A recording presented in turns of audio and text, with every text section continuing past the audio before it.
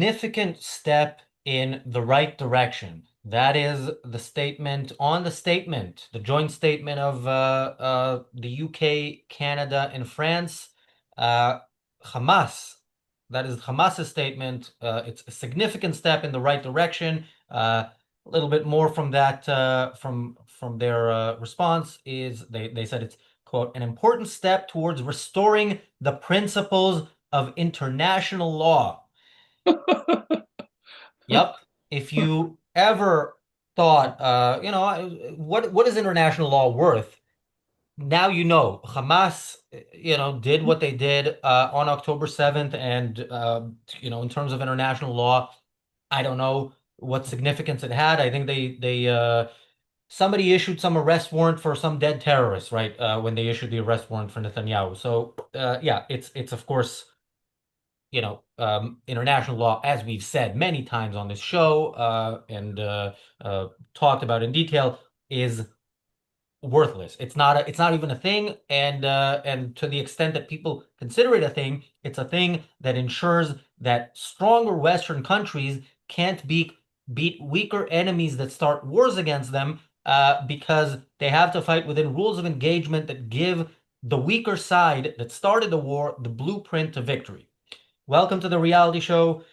I'm Razi Ginsburg. I'm joined by Daniel and James. Daniel, your thoughts on this? Yeah, I mean, this reads like an Onion article. Terrorist organization condemns for breach of international law. Like, if you go through that, like, but like Hamas is saying exactly what they need to say, that, Israel is breaching international law. Like, anything that Hamas has said, how can you disagree with anything they said based on the reporting that we had from the West since October 7th? It was exactly this, Israel is breaking international law, Israel is committing a genocide, Israel is, open air prison, apartheid, whatever you want to say. And Hamas is simply playing into that. So, you should never expect, like, again, a terrorist organization or any authoritarian state to sort of want to play by any rules or sort of like to ever spread anything than propaganda or sort of like something that sort of advances their own thing.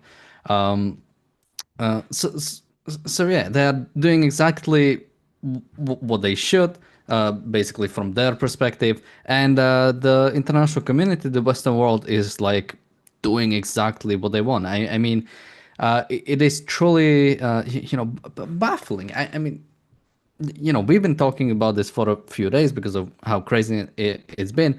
And what do you really say to that besides like the whole of philosophy, the whole of sort of like underpinning of the way we do geopolitics has been flawed for such a long time? If in the conflict between Israel and the Palestinians, you not only support the Palestinian side, but also when it comes to like breach of international law, Israel is the one sort of like doing that. It's yeah, I mean, what can you even say to that? Like, I would really like to talk at some point to like any sort of leader, talk to Keir Starmer, and it's like, do you actually believe this, or do you, because of the way politics is, because you have to appease so many people within your government, it is like how do you live with yourself? How do you go home after a long day and like look at yourself in the mirror, or sort of like go sleep in a bed, or even like enjoy a good meal with this kind of like rhetoric or this kind of philosophy in the sort of the worst scenario, if you actually believe in this stuff, right? Like, you talk about how Israel is breaching international law, and then you see like Hamas, what you have to support is Hamas ruling Gaza forever. Yeah, look, we don't have pro-Hamas people on the channel, but we might make an exception if Keir Starmer wants to take Daniel up on that invitation for a conversation. Yeah, Keir, I know you like your friendly interviewers. Daniel will be polite, maybe, and tell No, you I would what. like genuinely be like interested. What do you even, how do you even, what are you even doing? Like, how do you live with yourself? Well, I would put it in a nicer way. there was a nicer comment here than what we can expect Keir Starmer to make if he's ever on the channel. Yeah, where is it? Yoav said, James, I'd like to thank you and Daniel. We don't have many people with us, and you guys are loyal friends. That's nice. Thank you. But what am I, an acquaintance? I mean, Well, you are I get, already a yeah, Jew, so yeah. yeah, I get that that's Right. what it means. This is, But yeah, these are for James. these are for from Goyim over here. Okay, I guess that. But that isn't that sad? Isn't that sad that that anyone who takes a clear moral stance on the issue of Hamas of all things, yeah, international. I've reached a you know I've been saying since October 7th that the United Nations is nothing but a dictatorship and terrorism protection racket. And you ask rhetorically, Razi, what is international law? And you say it's nothing. And insofar as it is something, well, I'll tell you what it is. It's pro-Hamas. And you hear Hamas cheering it on right now. Hamas is using it, endorsing it. Western leaders are using it and endorsing it in a one-sided way. So, and they've changed the definitions too of what genocide is and so forth. And so, if since October 7th, we're seeing an evolution of that international law, that evolution of international law is twisting and form fitting itself into any position that would be required to take the anti Israel position and the pro Hamas position. That's what it is, and they're perfectly willing, as we said in the Daily Objective just minutes earlier. They're willing to lie, to outright lie, state the lie first, and then put the correction. 2 days later on page 30 of the newspaper. No, international law right now is morally corrupt to the point that it is pro Hamas, pro October 7th. Anyone who uses international law as some kind of moral high ground right now is actually someone who has adopted the morality of Hamas. The moral thinking of Hamas is now the equivalent of international law. So if someone uses in my presence now the concept international law in this context, I know right away that what they're doing is they're taking an aggressively pro-Hamas stance. They want Hamas to survive. They want Hamas to survive. And as their leader, who fortunately is dead now, but as their leader at the time said back in October, there will be October 7th again and again and again. And that's what the survival of Hamas means. And so these people want the survival of Hamas. There can be unless you're really mentally diseased, you have to realize that the survival of Hamas means that they will attempt to do more things like October 7th, should they survive. And so the position that international law is, what international law is the defense of October 7th. Let me just say that with clarity so that people don't miss what I'm saying. It is taking the pro-Hamas position. It is taking the position that Israel should not exist and that as many Jews as we can kill should be killed. That is what international law is and stands for today, right as we're sitting here at this moment. Yeah, sorry, I love the engagement. The troll who I just blocked, who is we don't name trolls, but the one who named himself after a well-known pedophile. There's a limit to the spam. The you know anti-Semitism, all that crap. Keep it coming, but switch it up a bit so that it's not that spammy. Thank you, Robert Naser, who has been a YouTube member for 36 months in a row. We've had this for 3 years. That's every time I see one of the member super chats, I'm surprised that we've been around for so long. Robert says, given the Islamic prohibition against consuming pork products, shouldn't the organization which started this war just be called ASS? And also, it took me a few seconds, but and thank you, Robert. Thank you, Robert, for the super chat as well.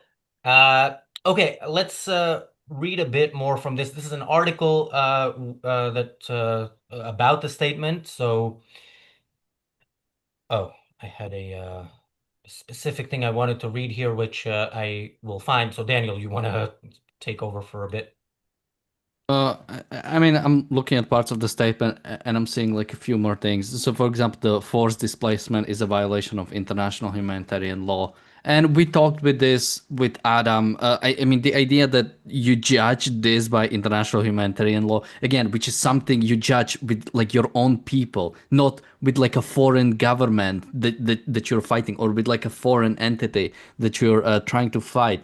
Even if you want to judge it on international law, it's the law of armed conflict that should apply here. The idea that because basically when you say this should be judged based on international humanitarian law, you are saying that basically Palestinians in Gaza are either citizens of Israel or are sort of like subjects of Israel. Which, if we want to go by that, okay, there is no Palestinian state, and Israel should pretty much control Gaza. So they should definitely get rid of Hamas, right? I mean, you absolutely do get rid of Hamas. You don't allow, even under international humanitarian law, you don't allow just like terrorist organization or sort of like a separate sort of jurisdiction, separate power to basically just roam around their area, just like Lebanon allows Hezbollah to do.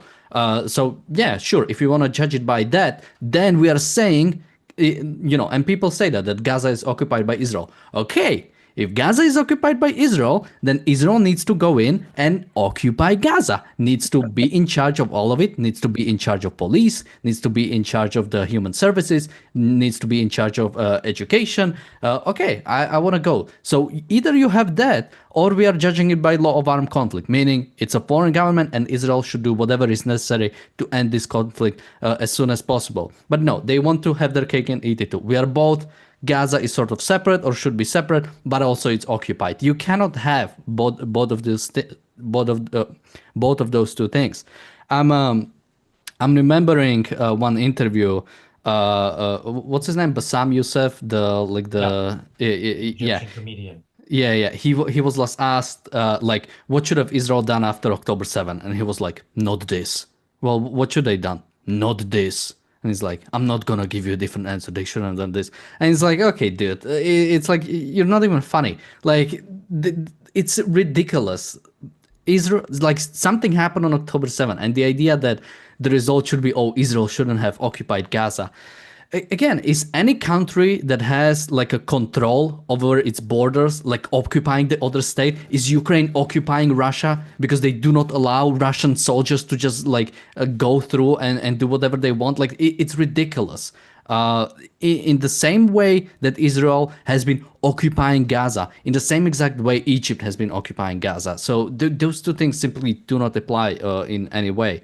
So yeah, I mean, the whole idea of international law, clearly nobody, and again, we talked with Adam on it, and people should check out that episode. It's really good because we went into like the roots of international law, and it's based on like the Roman sort of way of the sort of how they viewed how basically people should be tried from like different countries, and it has like interesting roots. But the way it was turned into this complete, basically, it's just a tool to allow terrorist organizations and dictatorships to pretty much do whatever they want and to punish the Western countries, to punish the countries that do want to abide by laws. It really shows you how bad philosophy truly like corrupts so many bad things. A completely different point. I think bad philosophy corrupted even the idea of like recycling, because recycling I think is a capitalist concept, because you want to make sure you use every part of the product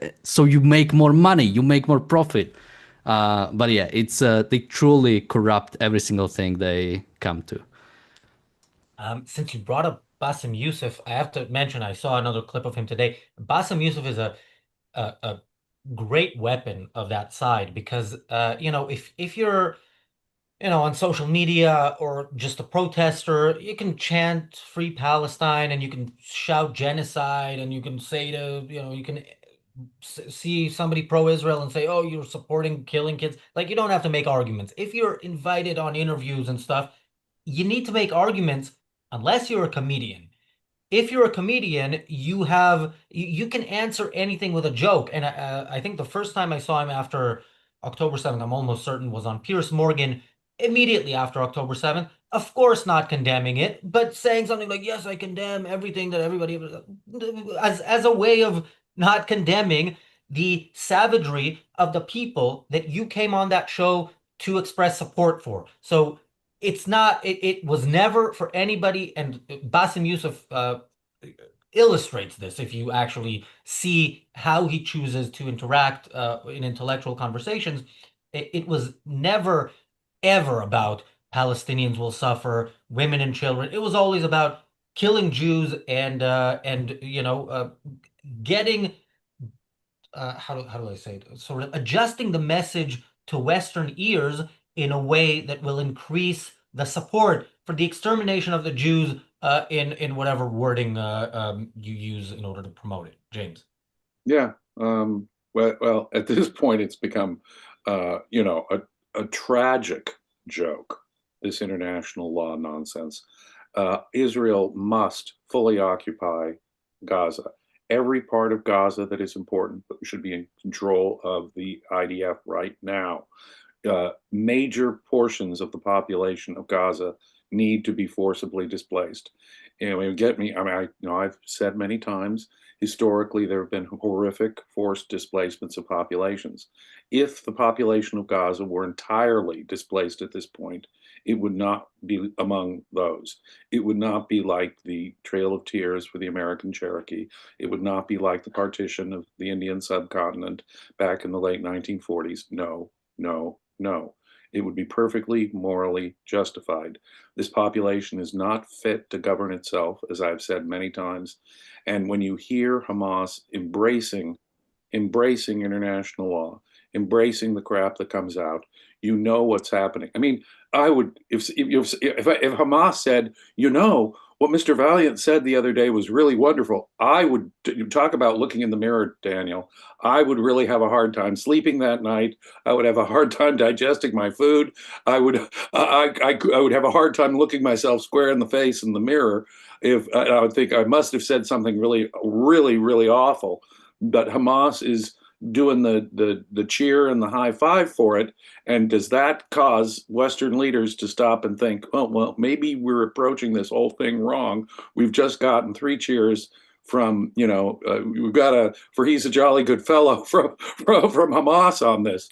No, at this point, the survival of Hamas means you're advocating more violence and more death of Israelis. That's what you're all about. That's what you're for. And the only option at this point is the total occupation of Gaza and the displacement of at least a significant portion of Gaza, the Gazans. There is no other way we can look at it now. And removing significant numbers of them, it would be perfectly morally justified, and would not be a fair moral comparison to say the displacement of Cherokees from the southeast of my country, which was a horrific thing. I'm not going to defend, as I've said many times, forced displacement of populations that have happened in history. This would not be an immoral act if their population. You could just hear it from the way Hamas is cheering it on. I mean, that's the position we've reached now when international law and Hamas and their interests and their friends at the UN and their friends in Western governments and their friends in Western media are aligned like that, where their interests are so aligned like that, you know that you are on the side of evil, BBC. You know you're on the side of evil, United Nations. You know Hamas is cheering you on. The perpetrators of October 7th, those atrocities, are cheering you on. You are demanding their survival. You're demanding that Hamas remain. You're demanding that Hamas stay. You're demanding that Hamas be able to do another October 7th again and again and again. No, at this point, it's completely reasonable to displace 1.8 million people from the Gaza Strip right now. They're unfit to govern themselves. That's certainly true. A total occupation of them, at least a total control of that population by the Israeli Defense Forces is the only moral position right now. These people are unfit to govern themselves. They're still holding hostages. They haven't changed their ideology, not one little bit. The war is still going on. Hamas has not been eradicated. And they've got cheerleaders in the West. And Hamas is now hip, hip, hooray, what they're doing. I mean, the cohesion of their interests is now perfectly apparent when you see Hamas saying, "Yeah, what those Western leaders are saying, hooray!" No, that's how corrupt and perverse moral situation we're in now. Any moral position on the part of Israel has to ignore all of that crap that they call international law, all of that, and all of the reports that you get from these corrupt Western media organizations. They have to ignore. They have to ignore the head of governments of the United Kingdom, France, Canada, as far as I'm concerned, if necessary, the United States. They have to, but Netanyahu will not, alas. But a total control of Gaza is absolutely required now for civilization and any kind of sane self-defense. And people who morally object to the forced displacement of these entities who perpetrated October 7th, who are still there, who still are holding hostages, you guys need to look in a mirror because Daniel, you're absolutely right. How do they look themselves in the mirror? How do they sleep at night? How do they digest food? I mean, they have taken a position in favor, advocating the perpetuation of the people who did the atrocities of October 7th. That is how morally corrupt and perverse Yeah. would become. Yeah, and look, we've again with October 7th, it's the same thing we've seen before, just on a much bigger scale. So there were, operations that Israel did in Gaza every single time because Gazans decided to murder Jews. And every single time there was condemnation of the murder of Jews, and then everybody forgot about and statements about Israel has a right to defend itself, but as there was in yesterday's statement. And then when Israel does anything to defend itself, there is widespread condemnation. Everybody forgets about Hamas. Sometimes they make some statement, oh, and also Hamas should stop killing Jews. And of course, they don't care. That was in yesterday's statement as well. And they still praise it because they understand that the winds are shifting to the point where there will be support for He Hamas. had a two-state solution. For the better part of the last 20 years, Hamas has been governing Gaza. That's Right. what the two-state solution looks like. Just Yeah. consider the last 19 years, ladies and gentlemen, and you look at the reality of what the two-state solution looks like. It is immoral to advocate a two-state solution now. It is Yeah. to simply, from the minute, I mean, within days of their coming to power in Gaza, they were lobbing rockets into Israel. They were lobbing rockets into Israel. And what got denounced is when Israel would blockade them from getting weapons. The evil Israel from blockading poor. But wait a minute, they've already lobbed hundreds of rockets. They've tried to kill us from the minute they took power in Gaza. And now we've faced only, now get this, it took all the way to the atrocities of October 7th before even the rhetoric slightly changed. No, we're in a point of we're at such a point of such corruption at this point that obviously the two-state solution is a moral, evil thing to even advocate. Yeah, and of course, the authors of that statement know that every step Israel has ever taken towards peace with the Palestinians has resulted in more death and misery for Israelis and subsequently for supposedly the peace-loving among the Palestinians who just want to live.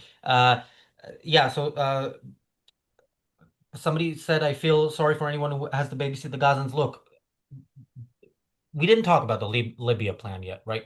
I had a whole uh, idea of an episode for that, but I think this was when I was in Israel and trying to get out because of the air traffic situation. But yeah, Libya is perfect. Libya is far enough that they can't invade. It's close enough that it's within Israel's striking distance. So I think that's the perfect place. And yeah, James, you said they would need to remove significant number of Gazans. I don't know what the number is because I don't know how many people are there, but percentage-wise, I'm good with 100%. Um, As many as yeah, necessary is the point. And if it means removing 2 million, we remove 2 million. And that's the only moral thing to do at this point. There is no solution. If you let them govern themselves, we know what they will do. If they have any control of governing themselves in that area, We have seen, as I say, the better part of 20 years of experience with that. How much do we need? How much evidence do we need before it sinks into our head? You advocate Gazans remaining there without Israeli occupation, a two-state solution. What you're advocating is a replay of what we just lived through from 2006 to October 7th, 2023. Yeah, Daniel. Yeah, I mean, I was watching the news. Apparently, Netanyahu has just announced that he's ready for temporary ceasefire. So yeah, good stuff. I mean, yeah. At this point, might as well sort of like give up on Gaza. Like, what are we even doing here? Like the fact that when did the war? What day we are at? Like 500 something. If we are not already in the 600s, and like just to reminder, and it is a bit different scale, so it is understandable. But the 6 Day War on like day 2. I think we were already in all of Gaza, like completely taken over. Now, of course, they didn't have military there, so it's a bit harder.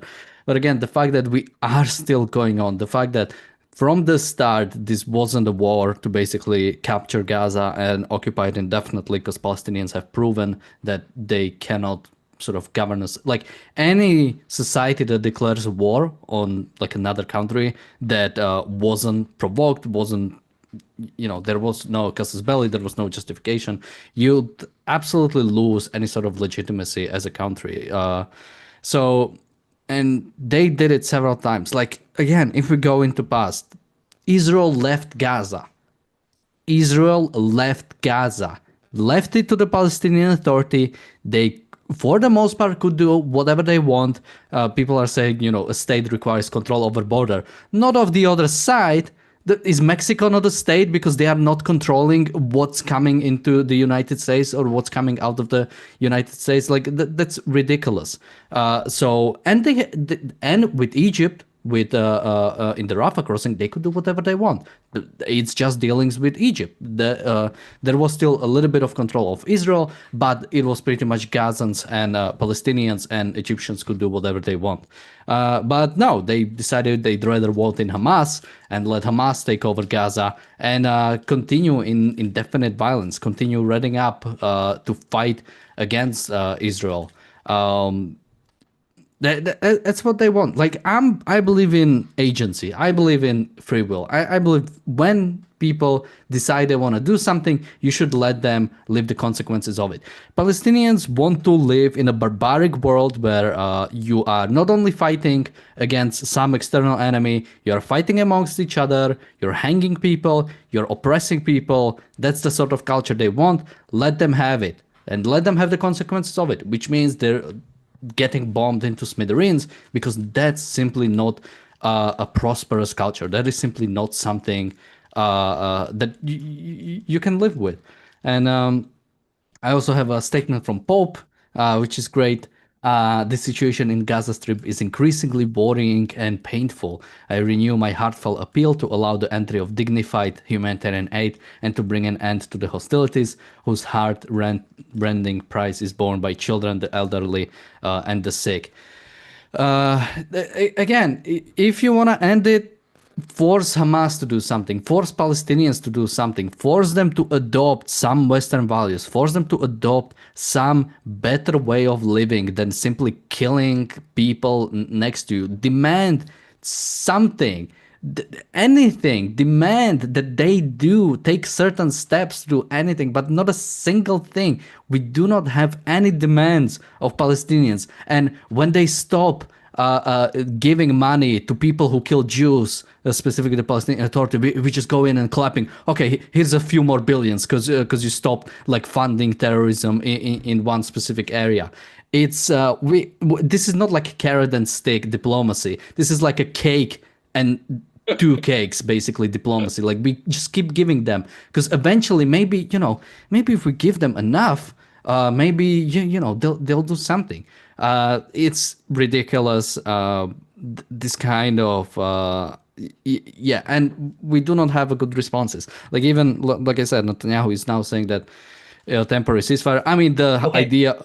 Just Yeah, to clarify what he yeah. actually said, there's nothing he said that's new. He said in a press conference, I'm ready to have what's it called, a deal for hostages and a ceasefire, which of course is bad, but it's the Israeli policy being reiterated. He also said in this press conference, Israel will control security-wise all of Gaza.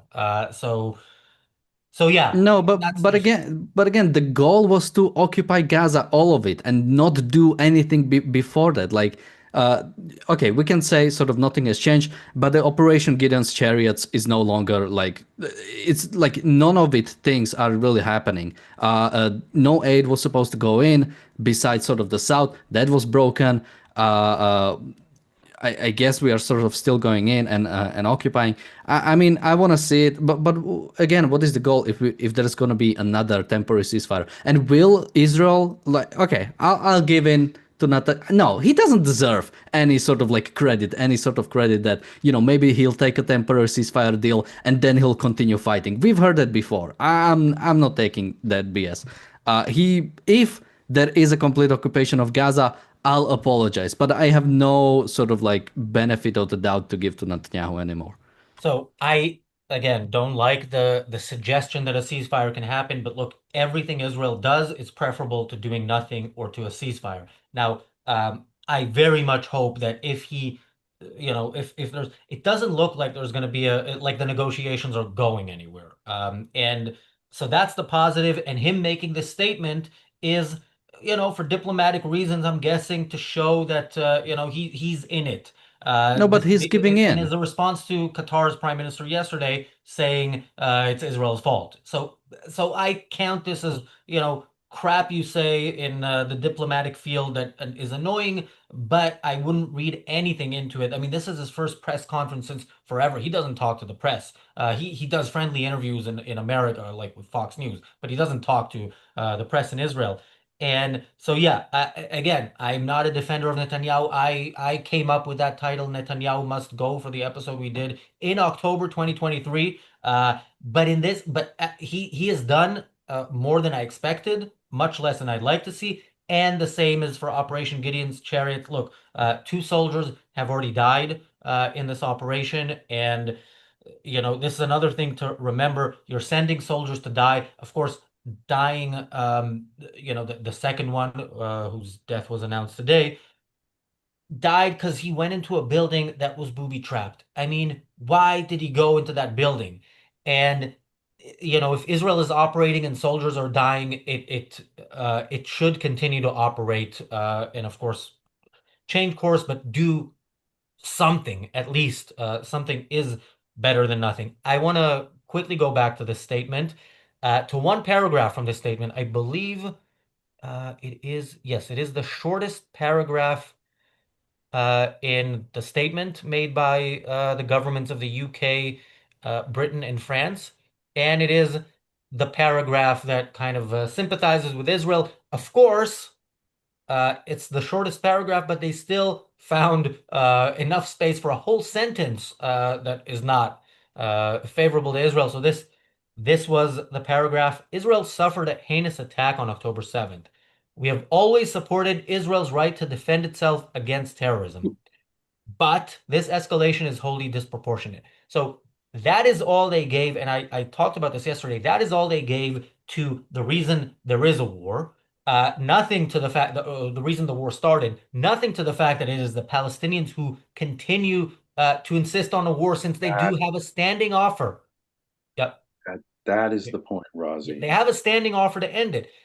You release the hostages today, you release the hostages next week. That is when the war and you surrender, you lay down your arms. That is when the war ends. Now Israel is offering, even more favorable terms than that, and Hamas are refusing. So, but there's nothing about that in there. And as I mentioned yesterday, there's more condemning settlements than there, as in Jews building homes in unsettled areas that the Palestinians say they have some sort of a right to. There's more condemning that than there is condemning the mass murder of Jews.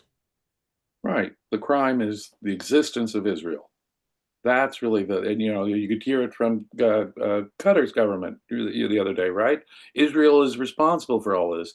So no, I would ask the prime ministers of Canada and the United Kingdom and the president of France, look, you are the twisted evil of your position is such that you will use women, children, the elderly, whatever the line is, and not directly blame Hamas for this. Hamas is still in existence. They haven't surrendered. They're still holding hostages. If you want the elderly, if you want children not to suffer, then blame Hamas. They are the cause of this. They could tomorrow end the suffering of the elderly and the children by unilaterally, unconditionally surrendering and releasing the hostages, disbanding Hamas. We disband ourselves. Here's what we know about the hostages. Here's the remaining. We surrender. That's it. We won't fight Israel anymore. And all of this could change. So when you blame Israel for the suffering of the elderly, you are a morally twisted being. Prime ministers and Mr. President, Monsieur President, you are the morally twisted agents here. You are blaming that suffering on Israel at all. Instead of blaming Hamas, Hamas could have ended this way back in October of 2023. Well, Israel hadn't really done anything. But the point is that at any point in the course of this, Hamas could have unilaterally and unconditionally surrendered. They have not. They insist on continuing to survive so they can kill Jews. And leaders of the West, you are the ones in a twisted state of defending evil because you're blaming Israel. You say they have a right to defend themselves. This is considered the contradiction right in the statement. We've always supported their right to defend themselves. No, you haven't. No. And you blame the suffering of the elderly and the children on Israel when Hamas is continuing to do violence, when Hamas demands that they continue to exist, when there are still hostages being held, when Hamas could end this at any time they wanted to. You are a morally twisted leader, Prime Minister Starmer. You're a morally twisted leader, President Macron. You are the ones morally perverse, twisted, demanding more suffering on both sides. That's how twisted they are. They can't even see how anti-life their position is. Hamas could end it tomorrow. They are 100% responsible for any and all suffering on both sides that might occur. If there are children or elderly people who shouldn't be being killed in Gaza, it is the fault of Hamas. Full stop. It is still the fault of Hamas. Full stop. You can hear Hamas cheering them on, saying, thank you. Yeah, you guys are right. And international law must be obeyed. Okay, listen to that. Listen to what you're saying. And when Hamas says, high fives you, when Hamas gives you the high five like that, leaders, that you're the one with the twisted moral position on this. Hamas is responsible for all of the deaths that you decry. All of them. They could end this immediately, but they refuse because they insist on the destruction of Israel and killing all of the Jews in the area. That is what they live for. That is what they say they live for. It is a moral outrage. And that's the leaders of Western countries today. Yeah. And by the way, I wanted to say this, James, on TDO, and I don't think I did, that one of my issues with Trump, I was busy defending the hell to pay thing and blaming Netanyahu for that. But my issue with Trump is, why are you not saying anything to these allies of the U.S. that are throwing Israel under the bus and siding with Hamas to the point that Hamas is thanking them? I mean, how is there nothing from the U.S. on this? That's troubling. Thank you, PC, for the super chat. PC says Razi would be a great UK Prime Minister. I appreciate the compliment, but my answer to you is my answer to when James suggested I go into politics. I thought we were friends. How can you wish something like this on me? No thanks. It pays much better than director of Ayn Rand Center UK, but still, I will happily live with a lower salary and good night's sleep. But that Mr. Ginsburg's position is not a major position in the politics of any major Western country is disturbing. That there is no equivalent of what Razi or Daniel is saying in the governments of France, the United Kingdom, Canada, even really in the United States. The fact that that's totally absent from the dialogue. What I just said, Hamas is 100% responsible for all of this. You won't even hear that in the Congress of the United States. So, ladies and gentlemen, the fact that it is utterly absent in Western politics is the disturbing thing. The fact that we are such a unique voice, that should tell you why it's important to become a subscriber to this channel. You will not get a perspective like this anywhere else. Certainly not from any of the major parties within any of the major governments of the West. Let me put it that way.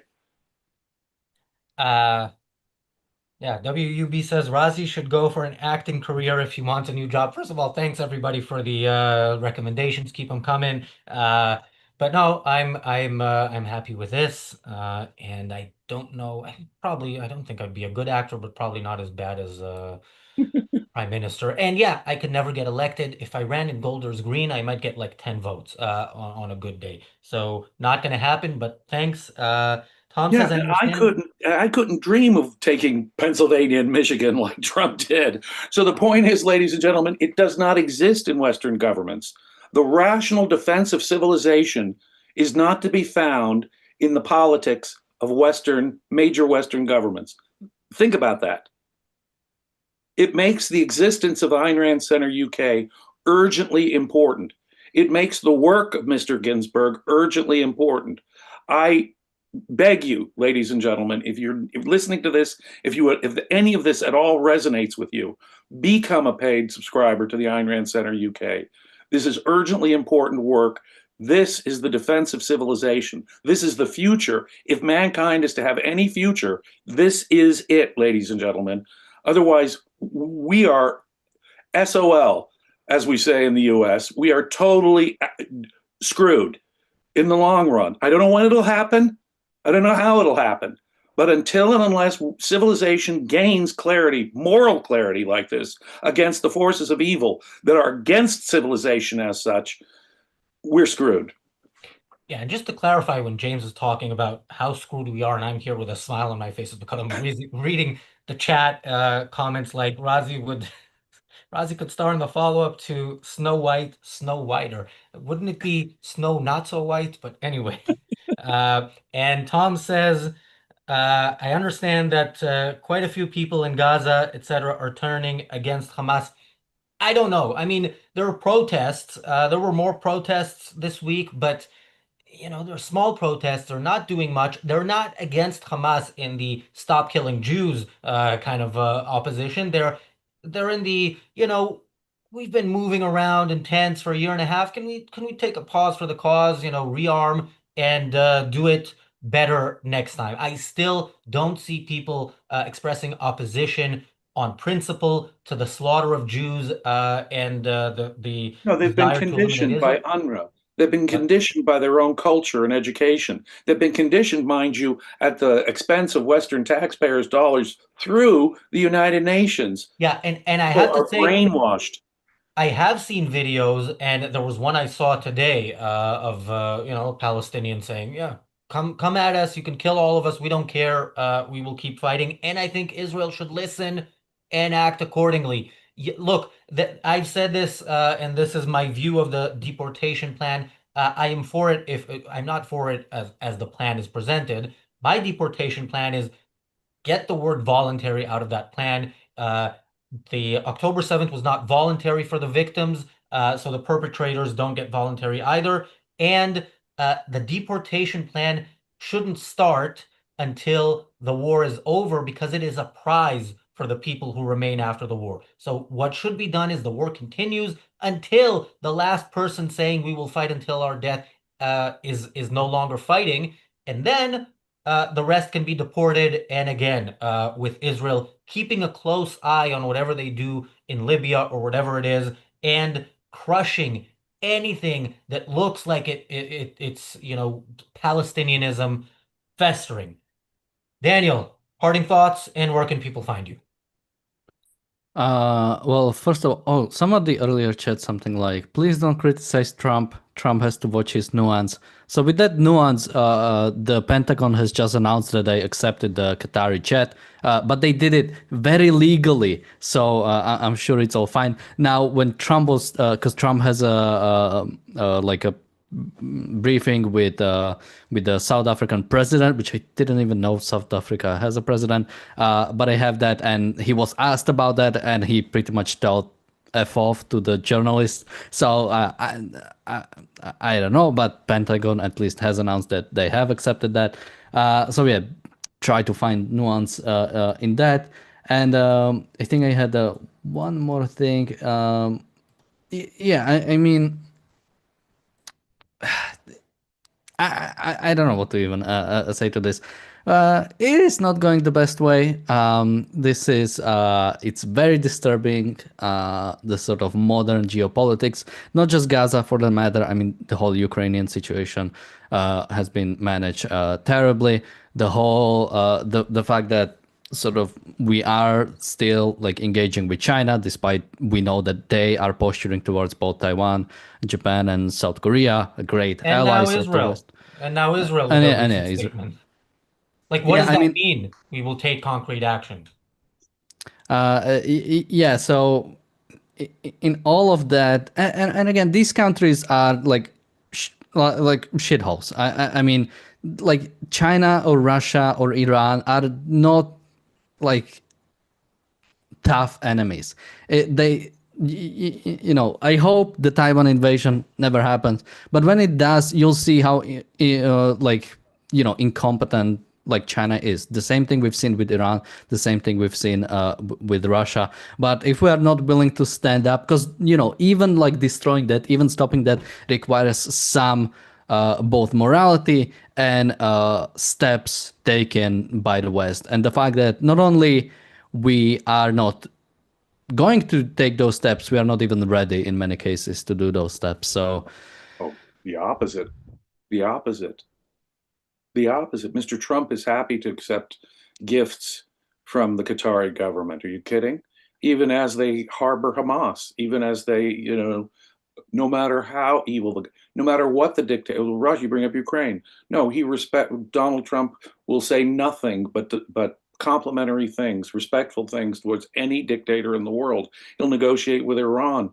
He'll negotiate with any monster on this globe. He'll accept gifts from them. He'll compliment them. He'll call them smart, strong, effective leaders. He'll morally sanction them, and he'll suggest policies that'll help economically prop up Russia and China. And, you know, well, despite all of his trade war, his goal is to have why, of course, to support the economies of Russia and China and Iran if necessary.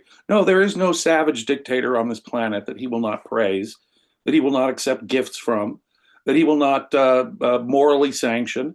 We create the power. They are basket cases, Daniel. Absolutely correct. They couldn't defend themselves or support themselves. Absolutely correct. Without what? Without precisely the policy you're hearing articulated from Mr. Trump right now. America has a long track record of creating its own enemies, the worst dictators in the world, from the Soviet Union and Nazi Germany all the way to today. And you could hear it in the planning stages from Mr. Trump and his desire to help the economies of China and Russia at the end of the day and negotiate with Iran. Oh, they could be rich and we could do all kinds of, yeah, we want to enrich the savage government of Iran. Iran, there is nothing, no force so evil in this world that Mr. Trump will not morally sanction it and have some plan to economically prop it up. No, that's my thought for the day. Western leaders, you are responsible. You are responsible for October 7th. You are responsible for terrorism. You are responsible for the dictatorship that causes war across this globe. You yeah, can just find to, me at you can find me at Facebook, where I answer questions nearly every day. But that's my parting thought.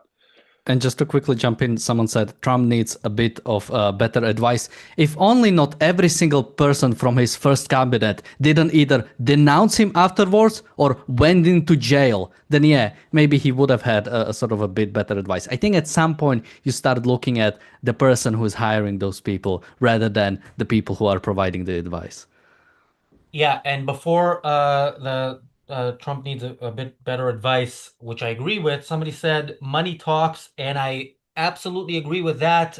Which is why you should, as James said, support the Ayn Rand Center UK. Look, if we can buy Trump a plane, maybe he'll be pro-Israel again. So you should support our work so we can get to that point. By the way, does he realize the 747 is old? It's no longer in production. It's like very few airlines fly it anymore, and it's one of the more crash-prone planes out there. I mean, especially compared to what you have now. I don't know if an A350, oh, an A350 did crash actually in December, but it's very, very rare for an How A350 about to an old crash. Boeing? This is a good idea. No. Even Boeing, I mean, Boeing has the 787. I don't know how many of those have crashed, but I'm sure even percentage-wise it's less than the 747. Anyway, maybe we can get Blake Scholl to talk about that on the channel at some point. Actually, that would be super interesting to see him talk about yeah, if we can, if we can get we can get a boom supersonic plane for Trump instead of that Qatari jet. Would that Yeah, end so his he can. negotiations with Qatar and Iran? I'd be for it. I'd contribute to the cause, but I won't. Alas, ladies and gentlemen. Yeah, so he could disappoint us in supersonic speeds instead of just. You muted yourself. Yeah, on that positive note for generally not so positive topic, but we try to keep it positive no matter what. Thanks, Daniel. Thanks, James. Thanks, everybody, for watching. We're back tomorrow with the Daily Objective and the reality show. See you then. Be safe.